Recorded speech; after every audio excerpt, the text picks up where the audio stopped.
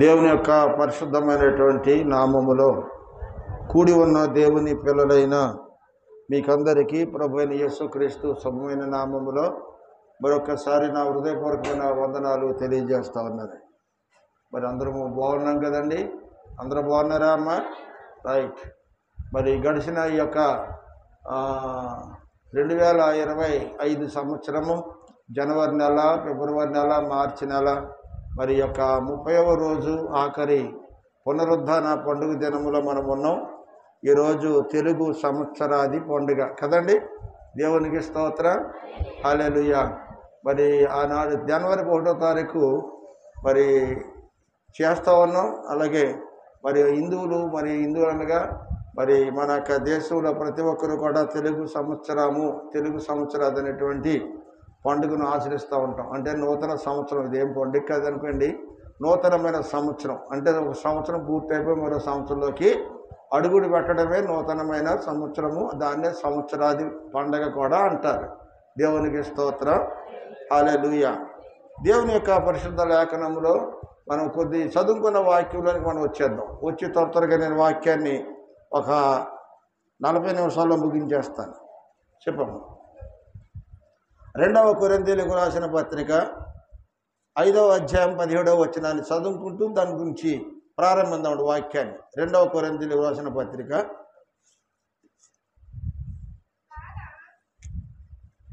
5:17. కాగా ఎవడైనను క్రీస్తునందు ఉన్న యెడల వాడు నూతనమైన సృష్టి, పాతవి గతించును, ఇదిగో కొత్తవాయను. చాలు. దేవునికి స్తోత్రం. చిన్న ప్రార్థన చేసుకుందామండి. పరిశుద్ధమైన మా తండ్రి, కృపా కనికరము గల యేసయ్య, మరి యొక్క మధ్యాహ్నకాల సమయంలో నాయన ఈ యొక్క దినము చదవబడిన మాటను బట్టి లోతైన మర్మాలను, సత్యాలను మేము గ్రహించినట్లు ఆత్మీయ అనుభవాలను మాకు నేర్పించండి, బలపరచండి. నాయన సంవత్సరాది పండుగ అనేటువంటి అంశానికి తగినటువంటి జీవితాలు మేము కలిగి ఉండినట్లుగా నీ కృప తోడుగా ఉంచమని కూడిన నీ పిల్లలు దూరస్థ యంత్రము ద్వారా నీ మాటలు వింటున్న ప్రతి ఒక్కరిని పేరు చొప్పున మీ చేతులుగా అప్పగించుకుంటూ నజరేయుడైన యేసు నామములో ప్రార్థన చేస్తున్నాం పరలోకపు తండ్రి, ఆమేన్. దేవునికి స్తోత్రం, హల్లెలూయా. ప్రియమైన వారలారా, చదవబడినటువంటి మాటలను మనం జాగ్రత్తగా గమనించినట్లయితే నూతనమైన సంవత్సరము లేక సంవత్సరాది పండుగ. సంవత్సరాది అనగా ఒక సంవత్సరము గతించిపోయి మరొక సంవత్సరంలో అడుగుపెట్టే దాన్ని నూతన సంవత్సరము లేక మరి సంవత్సరాది పండుగ అని వాడిక భాషను బట్టి రకరకాలుగా మాట్లాడవచ్చు. మనం అందరము కూడా ఇది వరకు మొట్టమొదటైతే ఈ యొక్క సంవత్సరాది పండుగ చేసేవాళ్ళము. ప్రభుని నమ్ముకున్న తర్వాత జనవరి 1 అలాగే ఇప్పుడు ఈ యొక్క సంవత్సరాది పండుగ అనేటువంటిది కూడా చేసుకోవడంలో తప్పులేదు. సంవత్సరాది పండుగ అనేటువంటిది జాగ్రత్తగా మనం గమనించినట్లయితే సంవత్సరాలు జరుగుతుండగా దేవుడు తన కార్యాలు నూతన పరిచే విధంగా ఉండాలి. కాగా ఎవడైనను క్రీస్తునందు ఉన్న యెడల వాడు నూతన సృష్టి అని రాయబడి ఉంది. ఎవరు నూతనమైన సృష్టి? ఈ యొక్క నూతనమైన సంవత్సరము అనగా గతించిపోయినటువంటి సంవత్సరాలన్నీ కూడా అనేకమైనటువంటి దుర్మార్గతతోనూ, అక్రమముతోనూ, అన్యాయముతోనూ, అవిధేయతతో కూడా నింపబడినటువంటి దినాలు మనం చూసుకుంటూ వస్తూ ఉన్నాం. ఈ నూతనమైన సంవత్సరము సంవత్సరాది పండుగ అని మనం అనుకుంటూ ఉన్నాము. పాత సంవత్సరం అంతా పోయింది, కొత్త సంవత్సరం ప్రవేశిస్తున్నామని చాలామంది తలలు అంటుకుంటారు, తల స్నానాలు చేస్తారు, కొత్త వస్త్రాలు వేసుకుంటారు, పిండి వంటలు చేసుకుంటారు. ఏమండి, కుటుంబం అంతా పండగ వాతావరణం ఉంటుంది, మంచిదే. అది బాహ్య సంబంధమైనటువంటి వాతావరణము. కానీ దేవుడు కోరుకుంటున్నాడు, అంతరంగాన్ని కోరుకుంటున్నాడు, అంతరంగ స్వభావాన్ని దేవుడు కోరుకుంటూ ఉన్నాడు. మనము నూతనమైన సంవత్సరము లేక సంవత్సరాది పండుగ అని మనం ఎలాగైతే తలను అంటుకొని చక్కటి నూతన వస్త్రాలు ధరించుకుని పిండి వంటలు చేసుకుని చక్కగా మనం ఎలాగైతే బాహ్య సంబంధమైన పండుగను చేసుకుంటున్నామో అలాగే మన హృదయంలో కూడా ఒక నూతనత్వము కావాలని, ఒక నూతన హృదయం కావాలని, నూతన స్వభావం కావాలని, నూతన సంవత్సరంతో పాటు మన జీవితాలు కూడా మార్చబడితే అదే నిజమైనటువంటి సంవత్సరాది పండుగ. దేవునికి స్తోత్రం, హల్లెలూయా.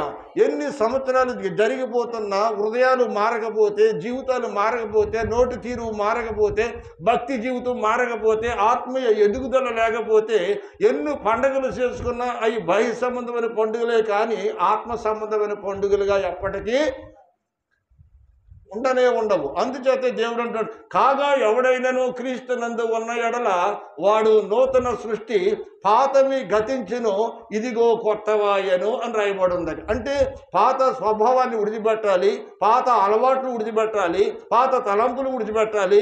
నీ తల్ల ఉన్న మురికంతా వదలగొట్టుకుంటున్నావు తల అంటుకొని, అలాగే మలినమైన వస్త్రాలు తీసి కొత్త వస్త్రాలు తొడుక్కుంటున్నావు, మంచిదే. రోజే తినే తిండి కాకుండా ప్రత్యేకమైన పిండి వంటలు చేసి తింటున్నావు, మంచిదే. ఒక ప్రత్యేకత నీలో పైన కనపడుతుంది, కానీ అంతరంగ స్వభావంలో మాత్రం ఒక ప్రత్యేకత నీలో నాలో ఉండాలని దేవుడు కోరుకుంటున్నాడు. అంతరంగ స్వభావం బాగోవాలి.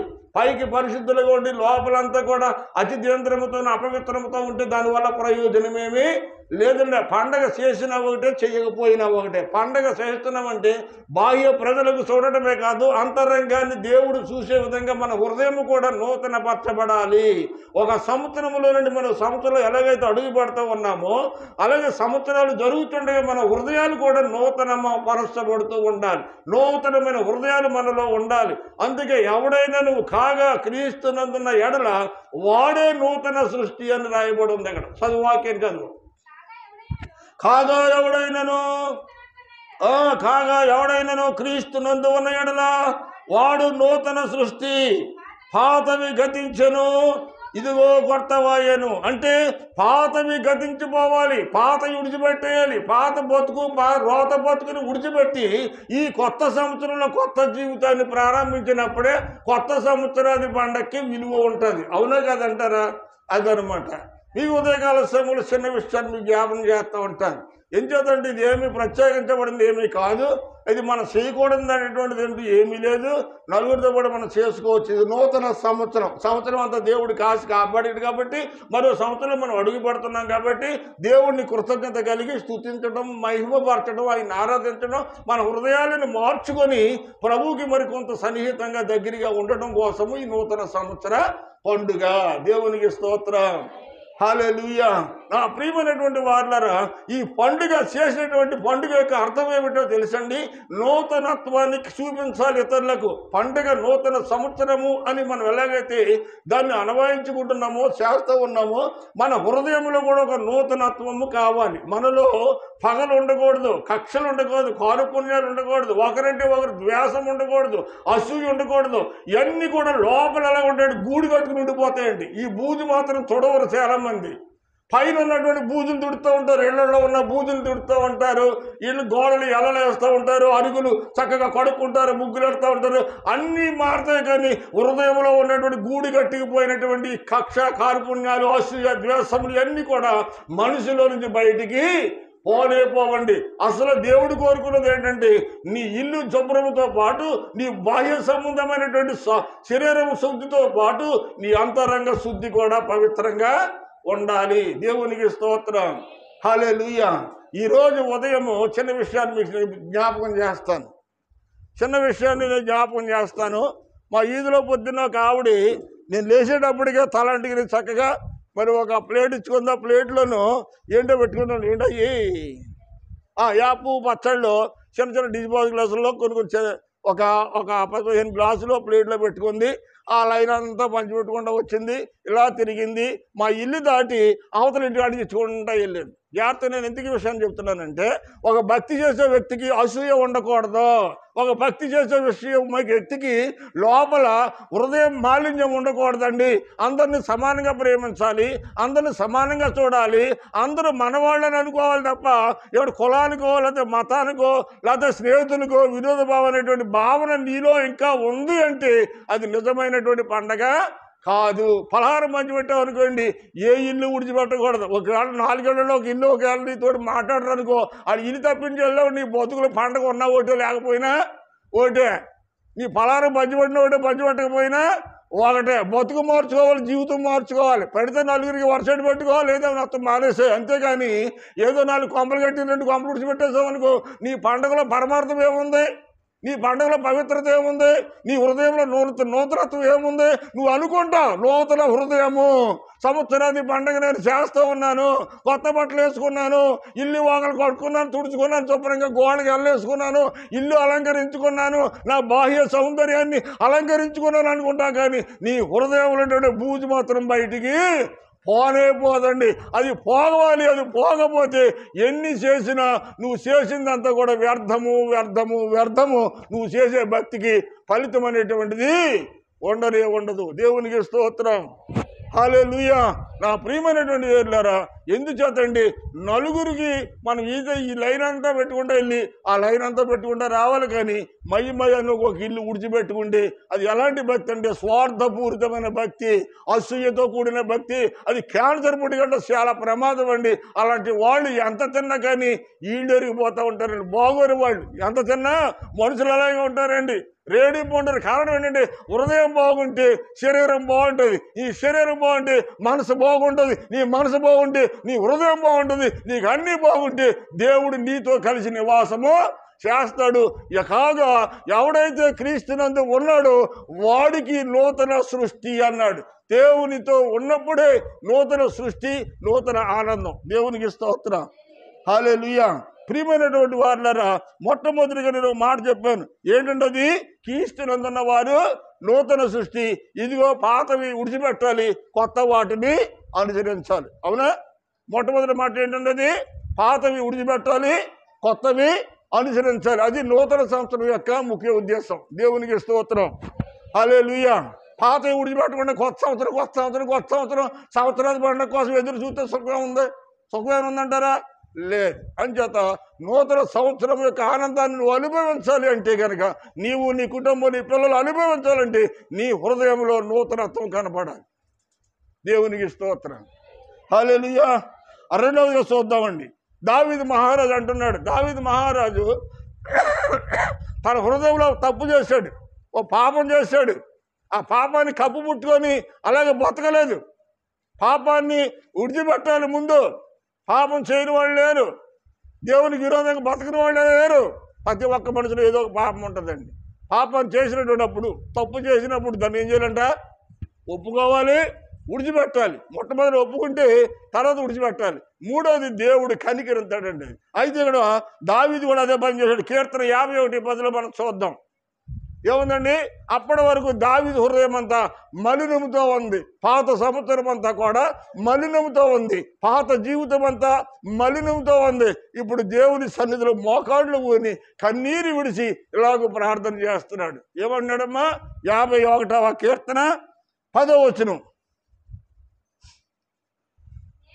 దేవా, చూడండి, బైబిల్ ఉన్న వాళ్ళందరూ తీయండి. దేవా, నా ముందు శుద్ధ హృదయము కలుగు చేయము. దేవుని సన్నిధిలో ఏం చేస్తున్నాడు? తలంటుకున్నాడు, తలస్నానం చేశాడు, నూతన వస్త్రాలు ధరించుకున్నాడు. ప్రభు దగ్గరికి వచ్చి అన్నాడు, దేవా, గతించిన సంవత్సరం అంతా నా జీవితం అంతా అచితంతరముతోనూ అపవిత్రముతోనూ అపవిత్రమైన మాటలతోనూ అపవిత్రమైన చూపులతోనూ అపవిత్రమైన తలంపులతో నా హృదయము నా శరీరంతో పాటు హృదయం అంతా కూడా ఏమైందంట? మలినమైపోయింది ప్రభా, మలినమైపోయింది.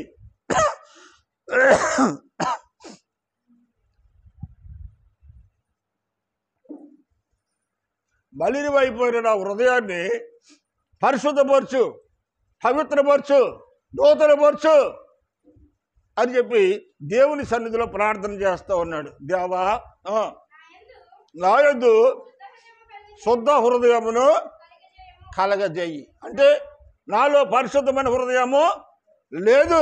పాత సంవత్సరం అంతా నా హృదయంలో పరిశుద్ధత అనేటువంటిది లేదు, పవిత్రమైనటువంటిది లేదు. పరిశుద్ధమైనది పవిత్రమైనది ఏది లేదు.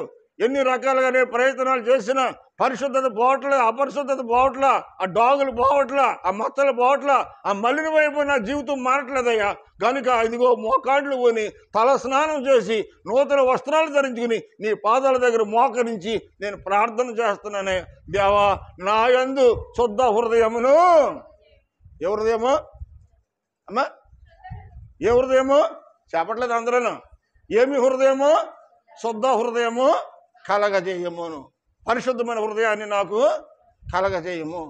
హిమము కంటే తెల్లని హృదయాన్ని నాకు కలగజేయము. నా హృదయాన్ని పట్టుకున్న డాగులు మచ్చలు అన్నీ కూడా నీ పరిశుద్ధ రక్తంతో తీసివేసి నా హృదయము శుద్ధి చేయమని చెప్పి ప్రార్థన చేస్తున్నాడు. అందుకే ఈరోజు సంవత్సరాది పండుగ రోజుని ప్రతి ఒక్కరు దేవాలయానికి వెళ్ళి పూజలు చేసుకుంటారు. అందుకని నా హృదయం మలినం అయిపోయింది ఆ సంవత్సరం అంతా. నోటి మాటల్లో మలినము, కంటి చూపులో మలినము, నడక పడకల్లో మలినము, ఇరుగు పొరుగుల వారితో నేను మాట్లాడే స్నేహించినటువంటి స్నేహాన్ని బట్టి నా హృదయం అంతా కూడా ఏమైపోయిందయ్యా, మలినమైపోయిందయ్యా. కనుక నా యందు శుద్ధ హృదయం దయచేసి, మలినమైన హృదయం తీసేసి, నలిగిపోయిన హృదయం దయచేసి తీసేవేసి నూతన హృదయము, శుద్ధ హృదయము, పవిత్రమైన హృదయము, నూతనమైన హృదయము నాకు దయచేయమని దైవ సన్నిధికి వెళ్ళి దావీదు ఏం చేస్తున్నాడంట, ప్రార్థన చేస్తున్నాడు. దేవునికి స్తోత్రం, హల్లెలూయా. ఏం చేశాడమ్మా, ప్రార్థన చేశాడు. హృదయము నీళ్ల వలె దైవ సన్నిధిలో కొమ్మరించి ప్రార్థన చేశాడు. అలా దేవుని మందిరానికి వెళ్ళి దైవ సన్నిధిలో హృదయాన్ని బాగు చేసుకోవాలి. బాహ్య సంబంధమైనటువంటి ఇంటిని, ఒంటిని ఎలాగైతే మనం బాగు చేసుకుంటున్నామో అలాగే హృదయం కూడా బాగుపడకపోతే ఎన్ని సంవత్సరాలు జరిగిపోయినా, ఎన్ని సంవత్సరాది పండుగలు నువ్వు చేసినా, ఎన్ని సంవత్సరాది పండుగలు నేను చేసినా దానివల్ల ప్రయోజనం ఏమీ ఉండదు. దేవునికి స్తోత్రం, హల్లెలూయా. భక్తి చేసావు మంచిదే, కానీ పలహారం పంచేటప్పటికి భక్తులు ఏమైపోయిందంట, ఇంటిని తప్పించి ఇంటికి, ఇంటి తప్పించి ఇళ్ళకి పంచమెట్టే పరిస్థితి. అంటే పాత బతుకు ఏమైపోయిందంట, అలాగే ఉండిపోయింది. కానీ బతుకు మాత్రము మారలేదు ఆమెకి. ఆమె జీవితంలో హృదయం మాత్రం మారలా. తలంటేసుకుంది చక్కగాను, తలాడటం కోసం సగంలో ముడేసింది, ఏమంటే కొత్త చీర కట్టుకుంది, కొత్త వస్త్రాలు ధరించుకుంది, మనిషి అంతా కొత్తగానే కనపడుతుంది. కానీ బ్రతుకులో మాత్రము మార్పు రాలేదు. దేవునికి స్తోత్రం, హల్లెలూయా. మనుషులు కోరుకునేది కొత్తదనాన్ని కోరుకుంటే, దేవుడు కోరుకునేది నీ హృదయములో నూతనత్వాన్ని దేవుడు కోరుకుంటానని. నువ్వైనా నేనైనా ఈ దూరశ్రమ యంత్రం ద్వారా ఆయా గృహాల దగ్గర ఉండి వాక్యం వింటున్న వారైనా సరే, మనమందరము సంవత్సరాది పండుగ చేయటం తప్పని నేను అనడం లేదు. కానీ సంవత్సరాది అనగా నూతన సంవత్సరంలో మనం అడుగు పెడుతున్నప్పుడు పాతది గతించిపోయింది కదండి, పాత విడిచిపెట్టేస్తున్నావు కదా. పాత విడిచిపెట్టేటప్పుడు దేంట్లో వచ్చావు నువ్వు, కొత్త సంవత్సరంలోకి వచ్చావు. కొత్త బ్రతుకు బతకాలి, కొత్త జీవితం రావాలి, కొత్త మాట తీరువు, ప్రవర్తన అన్నీ కూడా నూతనముగా ఉండాలి. అందుకే దేవుడు అంటున్నాడు ఇక్కడ, నాలో శుద్ధ హృదయం దయచే ప్రభువా. అందుకే సంవత్సరాది పండుగ రోజు భక్తి శ్రద్ధలతో గుడికి వెళ్ళి ప్రార్థన చేస్తారు. అంతేగాని కోడి కోసిని, గాడిలొండికిని, ఒక శేషదక్షిణ తాగేసి తినేసి పడుకుంటే కాదండి, హృదయం మారదా, ఇంకా మలినమైపోద్ది. కానీ దేవుడు పవిత్రతను కోరుకుంటున్నాడు. మూడవ మాటగా మనం చూద్దామని యెహెజ్కేలు గ్రంథం 11:19. త్వరగా, నాకు ఇంకెంతో సమయం లేదు, 15 నిమిషాలు మాత్రమే. 19.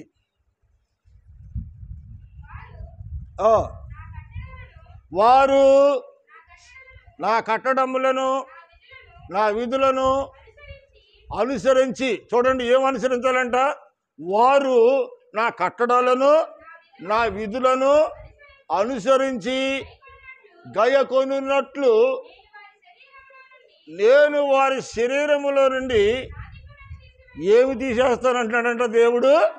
ఏమి హృదయం అంటండి, రాతి గుండెలు తీసివేసి బయట పాడేస్తానంటున్నాడు. వాళ్ళ మనుషులు మారాలంటే, హృదయం మార్పు రావాలంటే లోపల ఏమున్నదంట, లోపల ఏముందమ్మా, రాతి హృదయం ఉందంట. మీకు చాలా సార్లు చెప్పాను, రాయట్టుకెళ్ళి సముద్ర వాళ్ళు పెట్టి 10 సంవత్సరాలు పోయి బయటికి ఒక్క చుక్క కూడా నీటి పొట్టి దాంట్లోకి పీల్చుకోదు అని.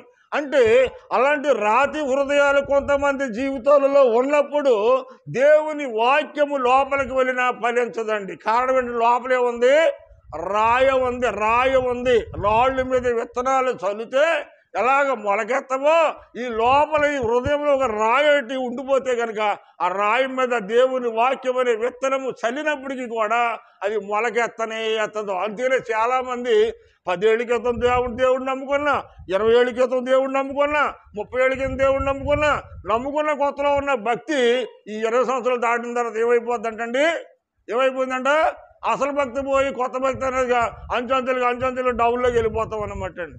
అంటే అంచెంచెలుగా ఎదగవలసినటువంటి భక్తి అంచెంచెలుగా ఏమైపోతుందంట, డౌన్ అయిపోద్ది అనమాట అండి.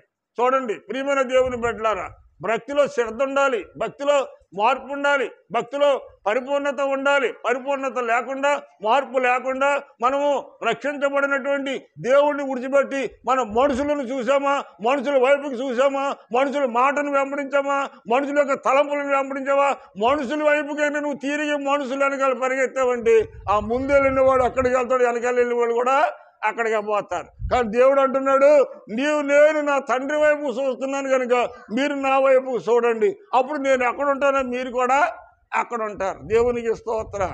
మనం అందరం చూడవలసింది దేవుడిని కానీ లోకంలో ఉన్న మనుషుల్ని ఎవరిని చూడకూడదండి. ఎవరు నమ్మదగిన వాళ్ళు లేరు, ఒక్కడైనా నమ్మదగిన, అందరూ పనికి మాలిన వారే, త్రోవ తప్పి తిరుగుతున్న వారే.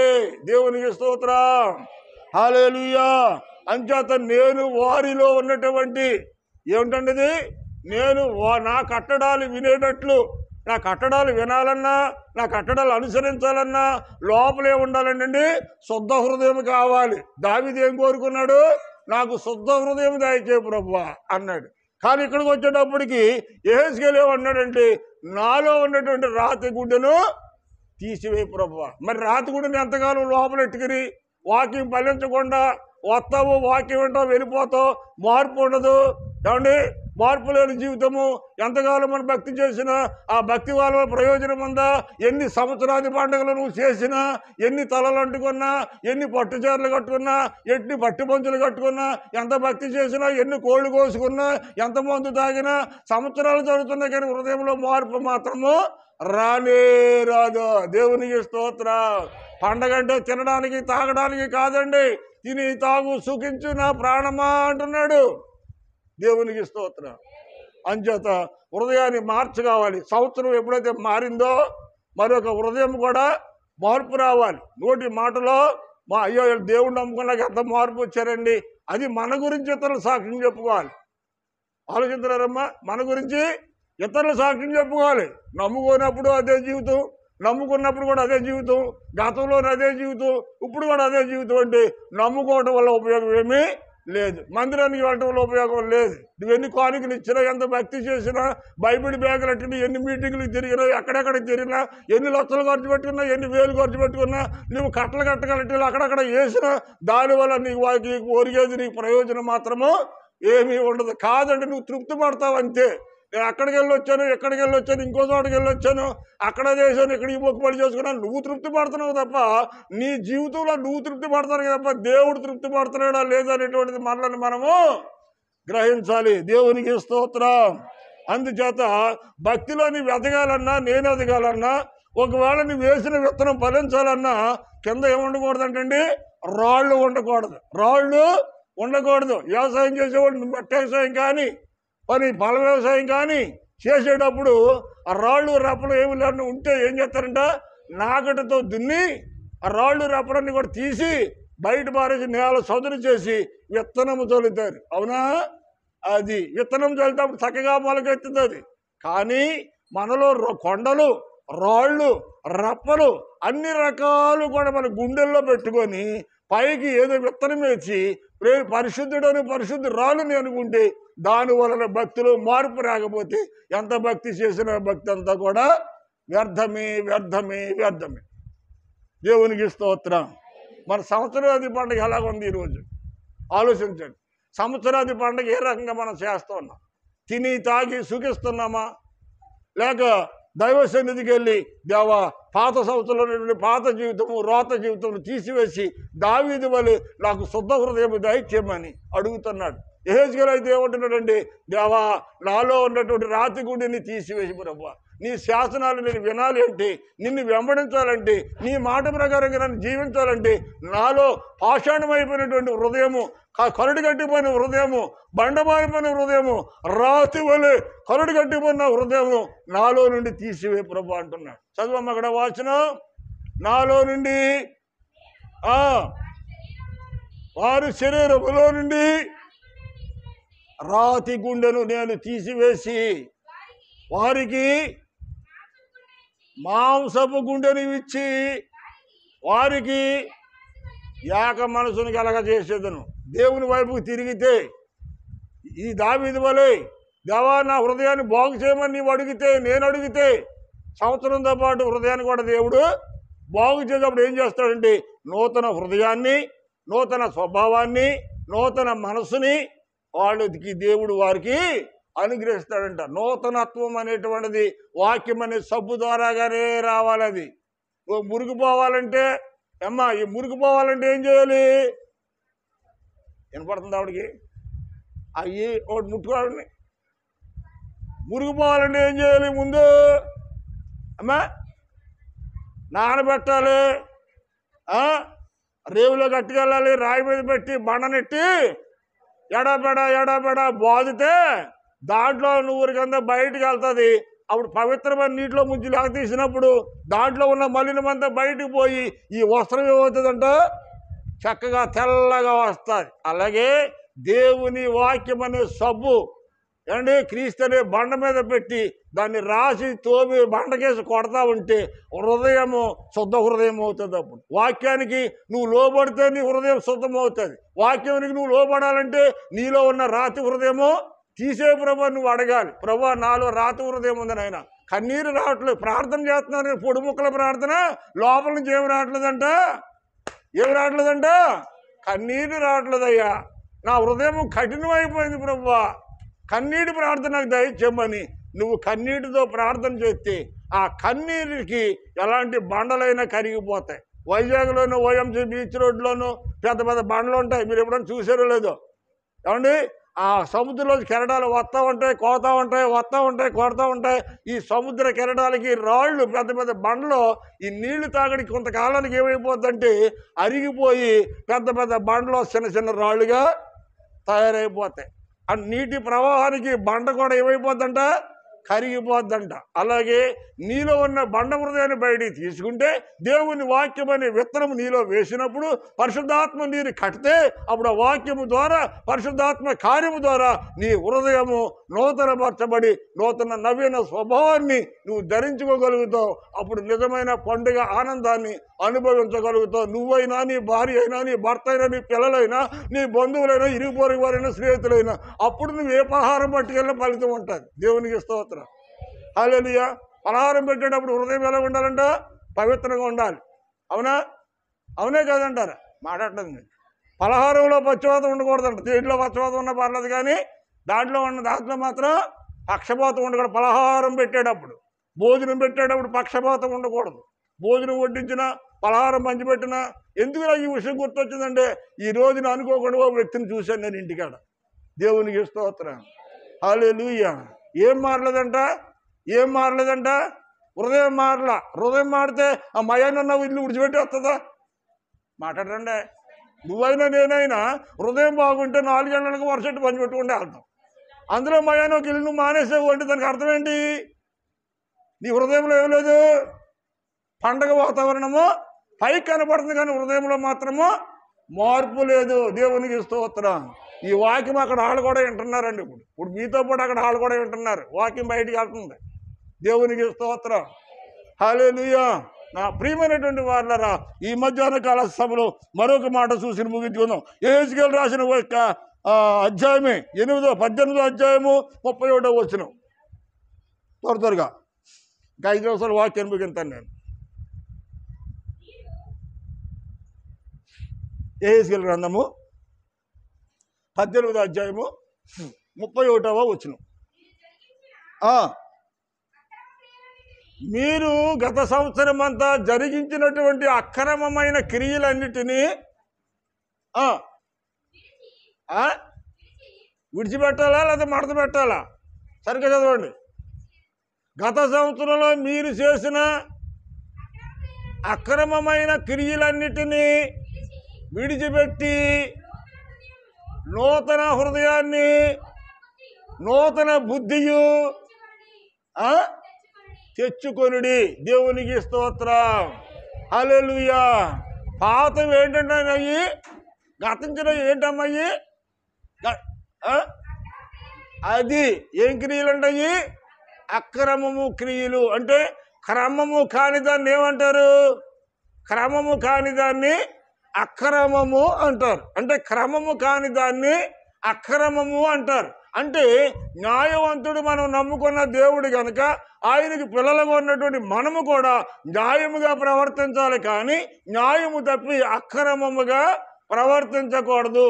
క్రమము లేనిది అక్రమము గనక మన జీవితాలు ఎలా ఉండాలంటే ఒక క్రమమైన పద్ధతిలో ముందుకి నడిచే విధంగా ఉండాలి. సంవత్సర ఆది నుండి సంవత్సర అంతము వరకు ఈ 12 నెలలు కూడా అక్రమాన్ని విడిచిపెట్టి, అన్యాయాన్ని విడిచిపెట్టి, అక్రమమైన మాటలను విడిచిపెట్టి, అక్రమమైన క్రియలను విడిచిపెట్టి, అక్రమమైన తలంపులు విడిచిపెట్టి, అక్రమమైన ఆలోచనలు విడిచిపెట్టి, వక్ర బుద్ధులను విడిచి చక్కని మార్గంలో ప్రభువుని పోలి మనం నడిచినట్లయితే ప్రభు తన యొక్క దక్షిణ హస్తాన్ని నీ మీద, నా మీద, మనందరి మీద ఉంచి సంవత్సర ఆది నుంచి సంవత్సరాంతం వరకు తన కృప మనందరికీ తోడుగా ఉంచుతాడండి. మనం పవిత్రంగా ఉంటే మన దేవుడు పవిత్రుడు కనుక, పరిశుద్ధుడు కనుక మనం కూడా పవిత్రంగా పరిశుద్ధంగానే ఉండాలి. నోటితో చెప్పేది ఒకటి, హృదయంలో ఆలోచించుకునేది మరొకటిగా ఉండకూడదు. ప్రేమ కలిగిన పెదవులు, అపవిత్రమైన హృదయము లోపల ఉండకూడదండి. దేవుడు కోరుకునేది హృదయం కానీ నీ పెదవుల దూరం కాదు. అయ్యే దేవుడు కోరుకునేది నువ్వు కొత్త బట్టలు వేసుకోవడం కాదు, ఇంటికి వెళ్ళేసుకోవడం కాదు, ఇల్లు శుభ్రం చేసుకోవడం కాదు, నీ హృదయాన్ని పట్టినటువంటి అక్రమం, అన్యాయమైనటువంటి బూజుని దులుపుకొని నూతన స్వభావాన్ని కలిగి ఉండాలని దేవుని ఆత్మ కోరుతోంది. ప్రియమైన దేవుని బిడ్డలారా, దేవునికి స్తోత్రం. హల్లెలూయా. ఈ యెహెజ్కేలు గ్రంథము 18వ అధ్యాయము 31వ వచనంలో మనం అంటున్నాడు, మీ అక్రమ క్రియలను విడిచిపెట్టి ఏం చేయాలంటమ్మా? విడిచి పెట్టి. అవి దాయకూడదు, లోపల పెట్టుకోకూడదండి, చాలా ప్రమాదం. అవి విడిచిపెట్టకపోతే చాలా ప్రమాదం. విడిచిపెట్టాలి, ఒప్పుకోవాలి, విడిచిపెట్టాలి. అప్పుడు దేవుడు ఏం చేస్తాడంట? కనికిరంతాడంట.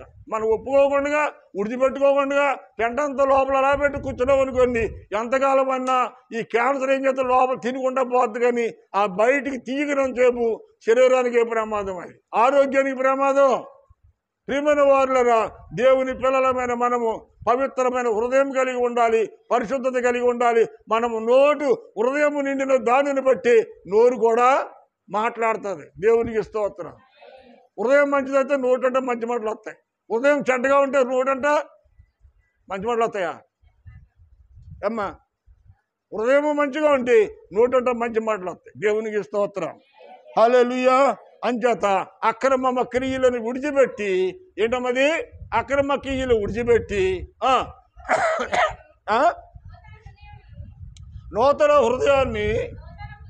నూతన హృదయము నూతన బుద్ధియు తెచ్చుకొనుడి. దేవునికి స్తోత్రము. ఏముండాలంట? నూతన హృదయము, నూతన బుద్ధి, ఈ రెండు కూడా మనము కలిగి ఉండాలి.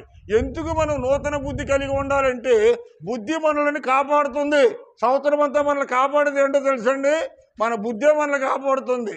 సామెతల గ్రంథము 2వ అధ్యాయము 11వ వచనాన్ని చూసినట్లయితే అక్కడ నీ బుద్ధి నిన్ను ఎలా కాపాడుతుందో అక్కడ స్పష్టంగా రాయబడి ఉంది. సామెతల గ్రంథము 2వ అధ్యాయము 11వ వచనం. నీ బుద్ధి జాగ్రత్తగా వినండి, వాక్యం వినండి. బుద్ధి అది ఎవరిని కాపాడుతుందంట? ఎవరి బుద్ధి వాళ్ళనే కాపాడుతుంది అని రాయబడి ఉంది. నీ బుద్ధి నన్ను కాపాడుతుంది, నా బుద్ధి నిన్ను కాపాడదు. నీ హృదయం పవిత్రంగా ఉందనుకో, నోరు పవిత్రంగా ఉంటుంది. అంటే నువ్వు పవిత్రమైన మాటలు మాట్లాడవనుకో, ఆ పవిత్రమైన మాటలే నిన్ను కాపాడుతాయి అంటండి. దేవునికి స్తోత్రం. హల్లెలూయా.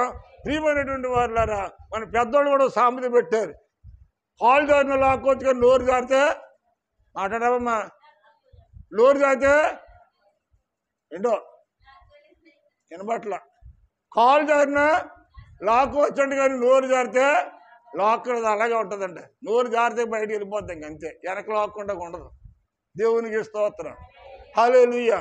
అందుకని దేవుని వాక్యము మలినమైన వాటిని విడిచిపెట్టి నూతన హృదయము మాకు దయచేయండి, నూతన బుద్ధిని మాకు ప్రసాదించండి అంటున్నాడు. ఎందుకు నూతన బుద్ధి కావాలంటే ఆ బుద్ధే నిన్ను కాపాడుతుంది. నిన్నైనా నన్నైనా కాపాడేది ఆ బుద్ధే కాపాడుతుంది. అంచేత నోటిని మనం జాగ్రత్త కాపాడుకునే ఉండకండి, మన శరీరం అంతటిని కాపాడుకున్నట్టే లెక్క. అంచేత మన అవయవాలన్నింటిలోకి బహుశన్నదైనటువంటిది నాలుకి బహుగా అదిరిపడుతుంది అంటండి. అదిరిపడుతుందండి బహుగా. అవయవాలన్నింటిలో కంటే చిన్నదైనప్పటికీ బాగా మాట్లాడుతుందంట.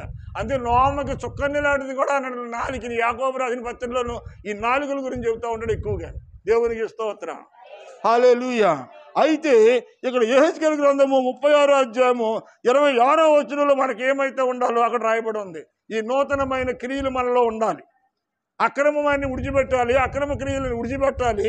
ఏం కలిగి అది విడిచిపెడితే దేవుడు మనకేమి బహుమానం చెప్తాడో ఇక్కడ రాయబడి ఉంది. చదవండమ్మా. యెహెజ్కేలు గ్రంథము 36:25. 36:25 కాదు, 36:26. ఏంటిది? అది ఇక్కడ నూతన హృదయం అనే మాటతో ప్రారంభమవుతుంది ఈ వాక్యం. యెహెజ్కేలు గ్రంథము 36వ అధ్యాయము 26వ వచనం. అది ఏమిస్తాడు దేవుడు? నువ్వు పాత కనుక తీసేసుకుంటే కనుక, పాత నీ హృదయంలో తీసి బయటనే ఆడేసి, దేవా నాకు శుద్ధ హృదయం దయచేమని నువ్వు కన్నీరు విడిచి ప్రార్థన చేస్తే దేవుడు ఈ నూతన సంవత్సరాది రోజుని ఏమిస్తాడంట? నూతనమైన హృదయాన్ని నేను నీకు ఇస్తాను. దేవునికి స్తోత్రం. హల్లెలూయా. నువ్వు కొట్టుకాడికి వెళ్ళో బట్టలు కొనుక్కున్నావు, పిండి వంటకు కావాల్సిన సరుకులు కొనుక్కున్నావు, కానీ నీ ఇంటికి గోడకు కావాల్సిన ఎల్ల కొనుక్కున్నావు, ఇంటికి బూదులు నిలుపుకోవడానికి కర్ర కొనుక్కున్నావు, అన్నీ కొనుక్కున్నావు. కానీ ఇక్కడ నూతన హృదయం కావాలంటే నీవే కొట్లోకి వెళ్ళి డబ్బు ఇచ్చినా దొరుకుద్దా? మీరు అడగండి ఒకసారి. పుల్లారగారు కొట్టడికి వెళ్ళి ఏమంటే మాకు నూతన హృదయం ఒకటి ఇవ్వండి, ఈ 100 రూపాయలు ఇచ్చిన 1000 రూపాయలు ఇచ్చిన అడగండి. ఆయన్ని ఇస్తారా? ఆయన దగ్గర ఉన్న సరుకు ఏంటి? నీకు బాహ్య సంబంధమైనటువంటి మెటీరియల్ నీకు ఏవైతే అవసరమో అవన్నీ ఆయన అమ్ముతాడు. కానీ నీ అంతరంగాన్ని బాగు చేసేటువంటి నూతన హృదయాలు మాత్రము ఆయన దగ్గర ఉన్న దేవుని పాదాల దగ్గర. దావీదు వలె నా హృదయాన్ని, నాయనా నా హృదయాన్ని ఇదిగో తండ్రి హిమమ్మ కంటే తెల్లనివిగా పరిశుద్ధపరిచిన ఆయన కన్నీటితో ప్రార్థన చేస్తే దేవుడు అంటున్నాడు, మీలో ఉన్న చెడంతా మలినమంతా తీసుకుని నా దగ్గరకు వచ్చి మోకరించి కన్నీరు విడిచి ప్రార్థన చేస్తే నేను మీకు ఈ నూతన సంవత్సరం రోజుని, ఈ సంవత్సరాది పండగ రోజుని పాత హృదయాన్ని తీసివేసి నూతన హృదయాన్ని నేను మీకు అమ్మా ఇస్తానన్నాడా లేదా? బైబిల్ అన్నాడు, చదవండి ఒకసారి. నూతన హృదయాన్ని మీకు ఇచ్చేదను, నూతన స్వభావాన్ని మీకు కలగజేసేదను, మీలో నుండి రాతి గుండి తీసివేస్తాను. చాలు. నూతన హృదయాన్ని, ఇంకోటి ఏంటి? నూతన స్వభావము. నూతన హృదయము, నూతన స్వభావము. అందరూ చెప్పండి. నూతన హృదయము, నూతన స్వభావము. ఈ సంవత్సరాది పండుగ రోజుని కొత్త బట్టలతో పాటు పిండి వంటలతో పాటు ఏముండాలంటమ్మా? కొత్త బట్టలతో పాటు పిండి వంటలతో పాటు మాట్లాడలేదేంటి? పొద్దున్న మనం తాగాం చాలామంది. ఏంటది? యాపు పచ్చడే. నాకలేదా? యాపు పచ్చడే.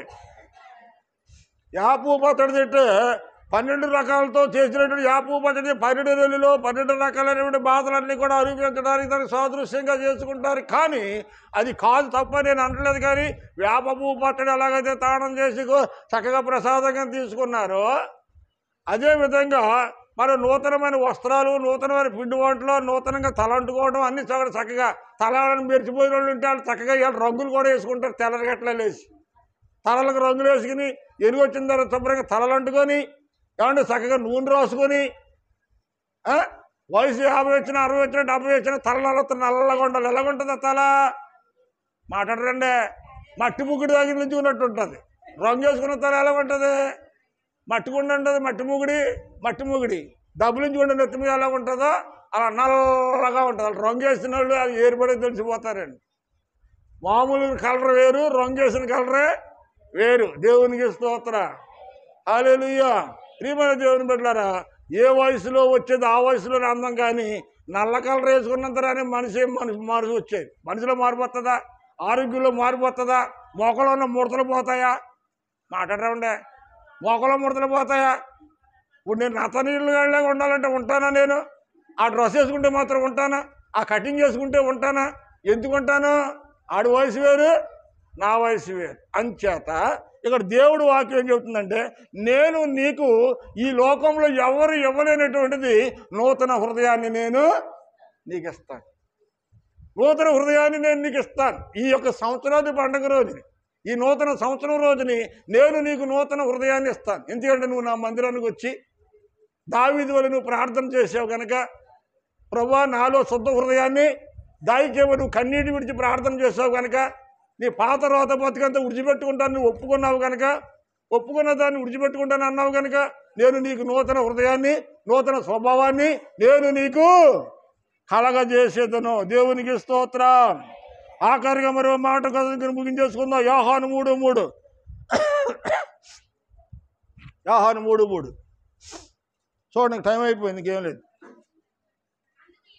అందుకు యేసు, అమ్మా జాగ్రత్తగా వినండి, అందుకు యేసు అతనితో, ఒకడు కొత్తగా జన్మించితేనే కానీ దేవుని రాజ్యములో చూడలేడని మీతో నిశ్చయముగా చెప్పుచున్నాను. చూడండి, ఒకడు క్రొత్తగా జన్మిస్తేనే కానీ అతడు నూతన,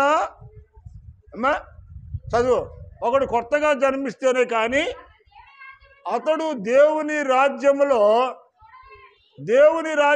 చూడలేడని నీతో నేను ఏ మాత్రము సందేహము లేకుండా నిశ్చయముగా నీతో నేను చెప్పుచున్నాను అంటున్నాడు. అంటే నూతన జన్మ అనుభవము అంటే అప్పటికప్పుడు పుట్టినటువంటి పిల్లల యొక్క స్వభావం ఎలాగుంటుందో అలాంటి స్వభావాన్ని ఈ నూతన సంవత్సరం రోజుని, ఈ సంవత్సరాది పండగ రోజుని ధరించుకున్న వాళ్ళే నిజమైన పండగ చేసినటువంటి వారు, నిజమైన పండగను ఆచరించిన వాళ్ళు. నూతన సంవత్సరాది పండుగ అంటే అది. నూతన హృదయంతో ఉండాలి, పవిత్రమైన హృదయంతో ఉండాలి, పరిశుద్ధమైన చూపులు ఉండాలి, పరిశుద్ధమైన మాట ఉండాలి, పరిశుద్ధమైన ప్రవర్తన ఉండాలి.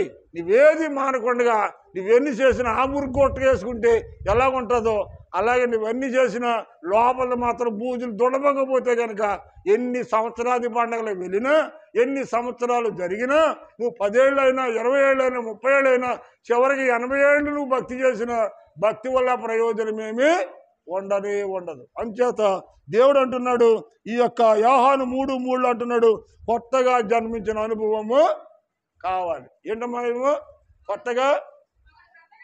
అది ఒకడు కొత్తగా జన్మించితేనే కానీ అతడు దేవుని రాజ్యమును చూడడు అంటున్నాడు. కొత్త జన్మ అనుభవం అంటే ఏంటది? అంటే మళ్ళీ రెండోసారి పుట్టమనా కాదు. పాత రోత బతుకు ఉడిచిపెట్టేసి నూతనమైన జీవితాన్ని మనం కలిగి ఉండటమే ఈ సంవత్సరాది పండుగ యొక్క అంతరార్థము. దేవునికి స్తోత్రం, హల్లెలూయా. అదనమాట అండి. అదే కదండి బూడమ్మ గారు అమ్మాయిని ఒక పాట చెప్పింది కదా, చెప్పానా మీకు?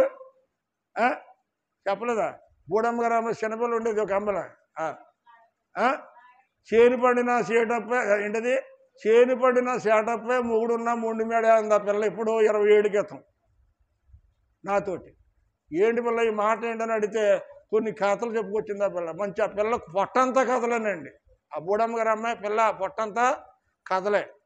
చేను పడినా సేటప్పేనంట, మొగుడున్న మొండి మేడేనంట.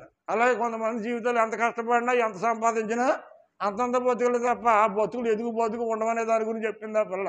అంచేత మనం ఎదుగు బతుకు ఉండాలంటే మనం దేవునికి అనుకూలంగా ఉండి పాత రోత బతుకులన్నీ కూడా మనం ఇంటి దుమ్ముతో పాటు ఒంటి దుమ్ముతో పాటు హృదయంలో అంటుకున్నటువంటి సమస్తమైన కల్మాసాన్ని కూడా తీసివేసుకుని పరిశుద్ధమైన హృదయంతో పవిత్రమైన ప్రభువా నాకు శుద్ధ హృదయం దయచేయమని కన్నీరు విడిచిచు ఉపవాసం ఉండి తలంటుకొని చక్కటి ఉతికిన వస్త్రాలతో దేవుని మందిరానికి వచ్చి ప్రార్థన చేసుకుని వెళితే ఈ నూతన సంవత్సరములో ఈ సంవత్సరాది పండగ రోజుని దేవుడు మనకి సంవత్సరం ఆది నుండి సంవత్సరాంతము కూడా మనం పరిశుద్ధంగా ఉండడానికి నూతన హృదయాన్ని, నూతన స్వభావాన్ని, నూతన గుణలక్షణాలని మనకి ఇవ్వడమే కాకుండా నూతన బుద్ధిని కూడా నీకు ఇస్తాను అంటూ ఉన్నాడు. నూతన బుద్ధి దేవుడు నీకు ఇస్తే ఆ బుద్ధి దేనికి ఉపయోగపడుతున్నాడంట? ఆ బుద్ధే సంవత్సరం అంతా నిన్ను కాపాడేది. ఆ బుద్ధి నిన్ను కాపాడుతుంది. ఉంది అక్కడ వాక్యము చదివావా? బుద్ధి నిన్ను కాపాడుతుంది, వివేచన నీకు కావలిగా ఉంటుందంట. ఒకటి కాపాడుతుంది, మరొకటి కావలిగా ఉంటుంది.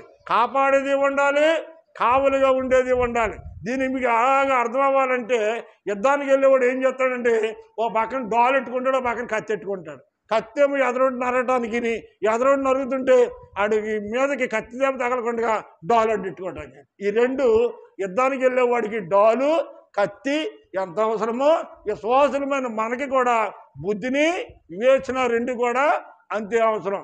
బుద్ధి నిన్ను కాపాడుతుంది, వివేచన నీకు కావలిగా ఉంటుంది. ఈ రెండు నీకు కావాలంటే నీలో ఏముండాలంట? రాతి హృదయాన్ని తీసివేసుకుని నూతన స్వభావం కావాలని నీవు అడిగితే దేవుడు ఇవ్వడానికి సిద్ధంగా ఉన్నాడు. ఈ నూతనమైన సంవత్సరాది పండుగ రోజుని మనకే కానీ, లోకానికే కానీ, ప్రపంచానికే కానీ అందరికీ ఉపయోగపడేటువంటి మాటలు ఏమిటంటే నీలో ఉన్నటువంటి బూజుని కూడా తులిమి వేసుకుని పాత రోత బ్రతుకుని విడిచిపెట్టేసి ఈ నూతన సంవత్సరంలో ఈ సంవత్సరాది పండుగ దినం మొదలుకొని మళ్ళీ సంవత్సరాది వచ్చే వరకు కూడా హృదయం ఎలా ఉండాలంటండి? పవిత్రముగాను, పరిశుద్ధముగాను, పవిత్రముగాను, నూతనదిగాను చేసుకొని మనం ఎల్లప్పుడూ కూడా 10 మందిని సమానంగా ప్రేమతో చూసేటువంటి ప్రేమతత్వాన్ని కలిగిన వారిగా ఉండాలి. మన యేసయ్య కూడా అలాంటి ప్రేమతత్వాన్ని కలిగి ఉన్నాడు, కానీ ఎవరి పట్ల ద్వేషము, ఈర్ష్య, అసూయ కలిగి యేసు ప్రభు ఎప్పుడు కూడా లేడండి. అంచేత ఇంతగా ఈ వాక్యం ఎత్తుకొచ్చిందంటే ఇక్కడికి వచ్చినప్పటికి పొద్దున మనిషి ఈ విధంగా నలుగురికి పంచిపెడతా మరి మయాన్ని 1 కిలో 2 కిలో ఉడిచిపెట్టేసింది దాన్ని బట్టి దీని బతుకు తగలయ్యా, దీని భక్తి చెడా, దీని భక్తి ఏంటి ఇలాంటి భక్తి చేస్తా ఉంది అనుకున్నాను నేను. భక్తి బాగానే ఉంది కానీ ప్రవర్తన మాత్రము బాగోలే, హృదయం మాత్రం బాగోలే. అంటే భక్తితో పాటు హృదయం కూడా పవిత్రంగా ఉండాలని నా హృదయం ఏంటో పొద్దున్న నుంచి తులిసేస్తా ఉందండి. ఈ వాక్యం అందరికీ ఉపయోగపడుతుంది కదా, అంచేత మన అందరికీ అవసరమే కదా అని చెప్పి దేవుడు ఎందుకో పరిశుద్ధాత్మ దేవుడు ఈ వాక్యాన్ని నా హృదయంలో ఉంచాడండి. ఈరోజు ఏది ఆ మనిషి అందరికీ పెట్టి మయాన్ని 2 ఇళ్ళు ఉడిచిపెట్టడం వల్ల వచ్చిన ప్రాబ్లం అటండి ఇదంతా. దేవునికి స్తోత్రం, హల్లెలూయా. దేవుని యొక్క సేవకుడు ఒక్కొక్క విషయం ఆలోచించినప్పుడు దేవుడు కొన్ని తలంతులు మాకు చూపిస్తూ ఉంటాడు అనమాట. ఏదో అయిపోయిందో అని చెప్పి అతనికి వెళ్ళిపోయే టైం కాదు. ప్రతి దాని గురించి నిదానించి ఆలోచించినప్పుడు బైబిల్లో చూడండి, వచనానికి మయాన్ని ఏముంటుందంట? టిక్ ఉంటుంది చూడండి, డ్యాస్ కానీ టిక్ కానీ ఉంటుంది చూడండి. అందరి బైబిల్లోనే ఉంటుంది. మీరు చదువుకునే వాళ్ళు కూడా చూడొచ్చు, చదువు లేని వాళ్ళు కూడా చూడొచ్చు. అవార్తు చదివేది కదా టిక్ ఉంటుంది, అడ్డంగా కానీ నిలింగ కానీ టిక్ ఉంటుంది. దానికి అర్థం ఏంటంటే దీనికి దానికి మయాన్ని ఈ మాటకి ఆ మాటకి ఏంటది అక్కడ ఆగమని అర్థం అన్నమాట. అంటే నోరు జాగ్రత్త, అంటే వివేచన జ్ఞానము. బుద్ధి నిన్ను కాపాడుతుంది, వివేచన నీకు కావలిగా ఉంటుంది. కాపాడేది కావాలి, కావలిగా ఉండేది కావాలి. అంటే కత్తి కావాలి, డాలి కావాలి. అంటే మన మీదకి ఇద్దరికి వచ్చేది ఎవరు? శత్రువగు సాతానుడు కనుక సాతానుడు వేసే ప్రతి అగ్నిబాణాలను మనం తప్పించుకోవాలంటే ఈ చేతిలో డాల్ ఉండాలి, ఈ చేతిలో కత్తి ఉండాలి. అది ఆత్మ సంబంధమైన కత్తి, ఆత్మ సంబంధమైన డాలు, లోక సంబంధమైనవి కాదండి. దేవునికి స్తోత్రం, హల్లెలూయా. నేను వాక్యాన్ని ముగిస్తాను, సమయం అయిపోయింది. అంచేత ప్రియమైన వారులారా, ఈ మధ్యాహ్న కాల సమయంలో కాగా ఎవడైనను క్రీస్తునందు ఉన్న ఎడల వాడు నూతన సృష్టి. ఇదిగో చదువు, పాతవి గతించును, ఇదిగో సమస్తము క్రొత్తవాయను. పాతవి గతించును, ఇదిగో సమస్తము క్రొత్తవాయను. పాత సంవత్సరం వెళ్ళిపోయింది, ఇప్పుడు ఈ సంవత్సరాధికారి నుంచి ఏంటంటే ఇది కొత్త సంవత్సరం. కాబట్టి పాత సంవత్సరం అంతా ఏదైతే ఉందో దేవునికి అశిష్టమైనవి అన్నీ కూడా ఉడిచిపెట్టుకుని ఈ కొత్త సంవత్సరంలో కొత్త హృదయముతో, పవిత్రమైన హృదయముతో, పవిత్ర మనసుతో అందరినీ సమానంగా ప్రేమించేటువంటి పవిత్ర హృదయము పరిశుద్ధాత్మ దేవుడు ఈ యొక్క మధ్యాహ్నము ఇక్కడ కూడిన మనకును ఈ దూరశ్రమ యంత్రము ద్వారా ఈ వాక్యం వింటున్న వారికి, ఈ యొక్క వీడియో ద్వారా ఎంతమంది అయితే యూట్యూబ్లో వాక్యం వింటున్నారో వాళ్ళందరినీ కూడా ప్రభు నూతన హృదయము, నూతన స్వభావం ఇచ్చి ఈ సంవత్సర ఆది నుండి సంవత్సరాంతం వరకు తన కృప మనందరికీ, మన కుటుంబాలకి, మన దేశంలో ఉన్న విదేశాల్లో ఉన్న యావత్ ప్రపంచం అందరికీ కూడా సమృద్ధిగా అనుగ్రహించి నడిపించును గాక. ఆమేన్. God bless you. మీకు అందరికీ వందనాలండి. తలలో వంచండి, చిన్న ప్రార్థన చేసుకుందాం.